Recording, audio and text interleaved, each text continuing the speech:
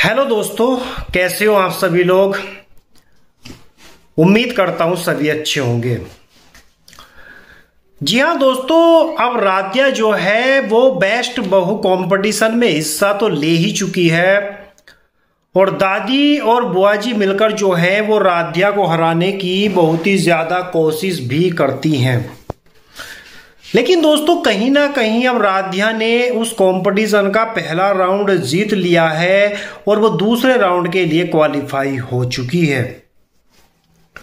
वहीं दोस्तों आपको बता दें कि इसी कंपटीशन के बीच में अब प्रथम भी वहां पर आने वाला है और कहीं ना कहीं प्रथम भी अब राध्या की मदद करने वाला है, क्योंकि दोस्तों जब राध्या ने ही हार नहीं मानी है और प्रथम तो वैसे भी उसका भले ही प्रथम राध्या को अपनी पत्नी नहीं मानता है, लेकिन अब वो उस कंपटीशन में आने वाला है।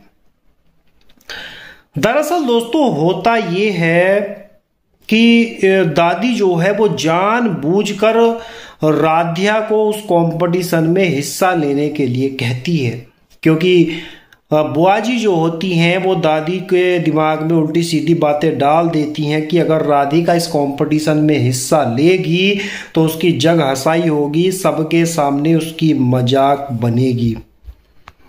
और इसीलिए दादी जो है अब वो एकता के खिलाफ राध्या को इस कंपटीशन में उतार देती है। हालांकि ये दिमाग तो ये बात तो दादी और बुआ जी की ही दिमाग में है कि राध्या जो है वो एकता के खिलाफ है, लेकिन हकीकत में राध्या एकता के खिलाफ नहीं है, वो मिलजुल कर खेलना चाहती है। राध्या तो सिर्फ इतना चाहती है कि अगर 5 सालों से एकता इस कंपटीशन को जीतते आ रही है तो इस बार भी इसी घर की बहू इस कंपटीशन को जीते।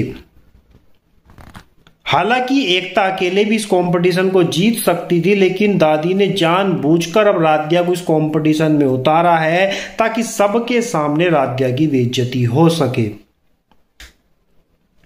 लेकिन दोस्तों दादी के होश तो तब उड़ जाते हैं जब बुआ जी की चिकन करने के बाद भी। जी हाँ दोस्तों, पहले राउंड में शर्त ये होती है कि जितनी भी कॉम्पिटिटर होती हैं वे एक बोरी में बंद होकर, यानी कि अपने घुटनों तक मतलब अपने कमर तक उस बोरी को पहनकर जंप करते हुए, राशन इकट्ठा करते हुए जो ही सबसे पहले जो लाइन होती है जीतने वाली उसको पार करके अपनी सासू माँ के पास जाएगी, वही पहले राउंड की विजेता होगी।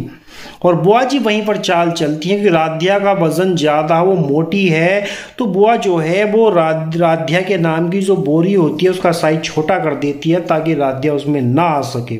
और होता भी कुछ ऐसा ही है। जी हाँ दोस्तों, राध्या अपने आप को उसमें मैनेज तो कर लेती है, लेकिन उसमें राशन रखने की जगह नहीं बचती है। हालांकि राध्या काफी कोशिश करती है कि वो इस राउंड को जीत सके, और जो बाकी सब तो मतलब लाइन क्रॉस कर जाते हैं। बाद में दो लेडीज बचती हैं, राध्या और एक और बचती है। वो लेडीज, दूसरा लेडीज जो होती है वो जंप करते हुए गिर जाती है, तो राध्या उसकी मदद करने के लिए जाती है। लेकिन दोस्तों तभी अनाउंस हो जाता है कि जो भी इस राउंड में लास्ट में आएगा, मतलब जो हारेगा सबसे आखिर में होगा, वो अगले राउंड के लिए क्वालिफाई नहीं करेगा। और ये सुनते ही दूसरी लेडी जो होती है वो राध्या को धक्का मार देती है। अब आप देखिए, राध्या तो उसकी मदद कर रही थी, लेकिन जब जैसे ही वो इतना सुनती है तो वो राध्या को धक्का मार देती है और खुद जंप करते करते करते करते जो लाइन क्रॉस होती है उसके करीब पहुंच जाती है। राध्या भी बेचारी पीछे पड़ी हुई है, वो अपना राशन जो है अपनी साड़ी के पल्लू में भर रही है, क्योंकि बोरी में रखने के लिए तो उसके पास जगह है नहीं।